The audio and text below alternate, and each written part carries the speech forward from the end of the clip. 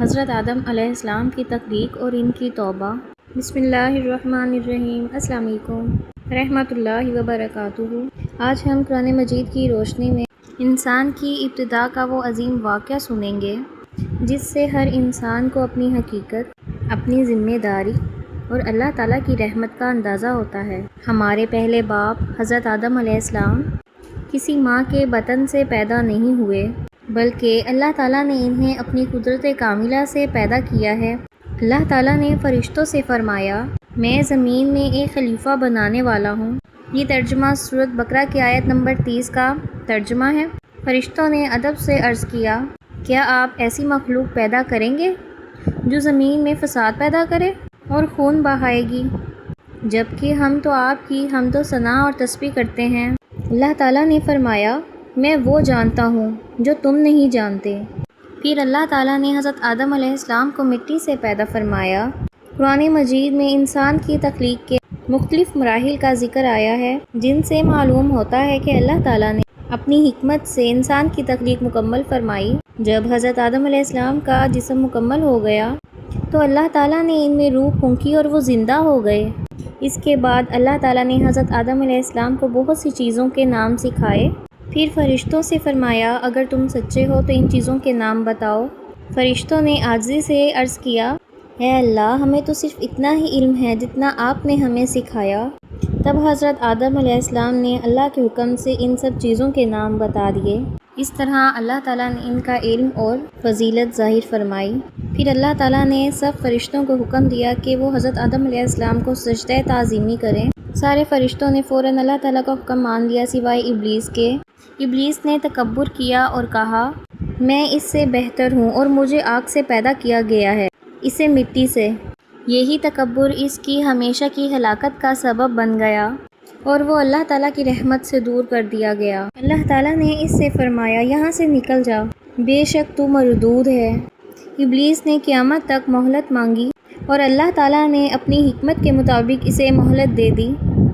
پھر ابلیس نے کہا، سورہ الاعراف کی آیات نمبر 16 اور 17 میں ہے، میں تیرے سیدھے رستے پر بیٹھ کر انسانوں کو گمراہ کروں گا، لیکن وہ اللہ کے مخلص بندوں کو گمراہ نہیں کر سکتا۔ اس کے بعد اللہ تعالیٰ نے حضرت آدم علیہ السلام کے لیے ان کی زوجہ حضرت حوا علیہ السلام کو پیدا فرمایا تاکہ دونوں سکون اور محبت کے ساتھ زندگی گزاریں۔ اللہ تعالیٰ نے فرمایا، سورۃ بقرہ کی آیت نمبر 35 میں روایت ہے، اے آدم، تم اور تمہاری بیوی جنت میں رہو، جہاں سے چاہو کھاؤ، مگر اس ایک درخت کے قریب نہ جانا۔ جنت میں ہر نعمت موجود تھی، نہ بھوک تھی نہ پیاس تھی، نہ سردی تھی نہ گرمی تھی، مگر شیطان اپنی دشمنی نہیں بھولا۔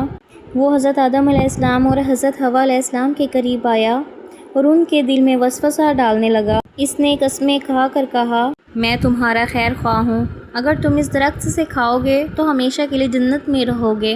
حضرت آدم علیہ السلام اور حضرت حوا علیہ السلام اس کے دھوکے میں آ گئے اور ممنوعہ درخت سے کھا لیا۔ جیسے ہی انہوں نے ایسا کیا، انہیں اپنی غلطی کا احساس ہوا اور وہ جنت کے پتے سے خود کو ڈھانپنے لگے۔ اللہ تعالیٰ نے فرمایا، سورۃ الاعراف کی آیت نمبر 22 میں روایت ہے، کیا میں نے تمہیں اس درخت سے منع نہیں کیا تھا اور یہ نہیں بتایا تھا کہ شیطان تمہارا کھلا دشمن ہے؟ حضرت آدم علیہ السلام نے فوراً اپنی غلطی تسلیم کر لی اور اپنا الزام کسی پر نہیں لگایا، بلکہ اپنے رب کے حضور جھک گئے۔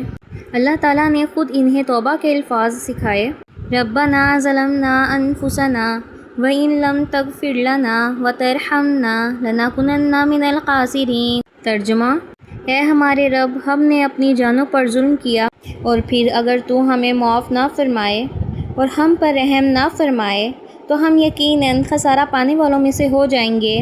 یہ آیت سورۃ الاعراف کی آیت نمبر 23 میں موجود ہے۔ حضرت آدم علیہ السلام نے اپنے خلوص دل سے اللہ سے توبہ کی، بے شک اللہ تعالیٰ بہت مہربان اور توبہ قبول فرمانے والا ہے۔ قرآن مجید میں ارشاد ہے، پھر آدم علیہ السلام نے اپنے رب سے چند کلمات سیکھ لیے تو اللہ تعالیٰ نے ان کی توبہ قبول فرما لی، بے شک وہ بہت توبہ قبول کرنے والا اور بہت رحم کرنے والا ہے۔ سورۃ البقرہ آیت نمبر 37۔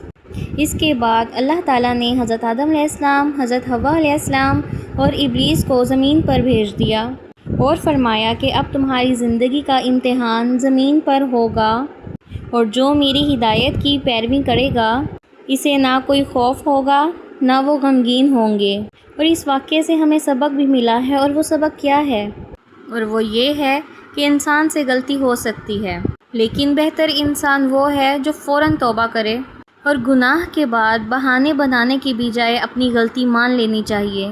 شیطان انسان کا کھلا دشمن ہے، اس کے دھوکے سے بچنا چاہیے۔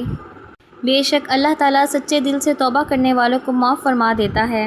یہ واقعہ ہر انسان کو امید دیتا ہے، اگر وہ سچے دل سے اپنے رب کی طرف لوٹ آئے تو اللہ تعالیٰ اس کی توبہ قبول فرماتا ہے۔ اللہ تعالیٰ ہمیں سچی توبہ کرنے والا بنائے، آمین ثم آمین۔